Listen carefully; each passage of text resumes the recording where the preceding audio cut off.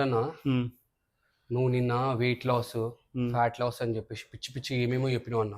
Correct. ఇప్పుడన్నా correct ఆలోచించుకో. దాంట్లో గూడా కరెక్ట్ జెప్పినా గాని నీకంతా కొంచెం కాంప్లికేటెడ్ అర్థం గాలే నీకు. ఇప్పుడు జూడన్నా ఒక హ్యూమన్ బాడీ. హ్మ్. హ్యూమన్ బాడీలో మెయిన్ హోల్డ్ చేసేది వాటర్. హ్మ్. అవునా? మన ఇంటర్నల్ ఆర్గన్స్ గాని మన ఇంటర్నల్‌గా ప్రతి ఒక్కటి దాని గాని మజిల్స్ లోపల గాని వాటర్ హోల్డ్ చేస్తది. హ్మ్. హ్మ్. హ్మ్. ఇప్పుడు సాల్ట్ గాని, కార్బ్స్ గాని ఇవేం చేస్తాయి వాటర్‌ని హోల్డ్ చేసుకొని హ్మ్. పట్టుకుంటాయి. హ్మ్. అవునా? హ్మ్. ఇప్పుడు నేను సడెన్‌గా వీటిని డ్రాప్ చేసినా అనుకో వాటర్ తగ్గిపోవడం స్టార్ట్ అయితది. వెయిట్ డ్రాప్ అవ్వడం స్టార్ట్ అయితది. హ్మ్. ఇంకా దానికి తోడుగా నువ్వు కార్డియో చేస్తావు. హ్మ్. స్ట్రెంత్ ట్రైనింగ్ చేయకుండా. హ్మ్. ఇప్పుడేమైంది ఇంక ఎక్సెస్‌గా వాటర్ లాస్ అవ్వడం స్టార్ట్ అయితది హ్మ్. బాడీలో నుండి. హ్మ్. హ్మ్. అయిపోయింది నంబర్ అనేది తగ్గుకుంటూ వెళ్తది. ఇప్పుడు 4 కిలోలని కొన్ని రోజులలో ఎట్లా తగ్గింది? వాటర్ వెయిట్ అనేది పోయిందనేదే పోయింది. చెప్తున్నాను నేను నీకు. ఓకే. హ్మ్. అర్థమవుతుందా అన్న? అట్లా. ఓకే. అది ఇప్పుడు షుగర్ ఇవి సాల్ట్స్ ఇవి కార్బ్స్ ఇవన్నీ ఏందన్నా జస్ట్ వాటర్ కంటైన్ చేయడానికి ఇవి. హ్మ్. ఇవి హ్మ్. తీసేసినావు అనుకో ఇంకేముంది నీకు బాడీలో?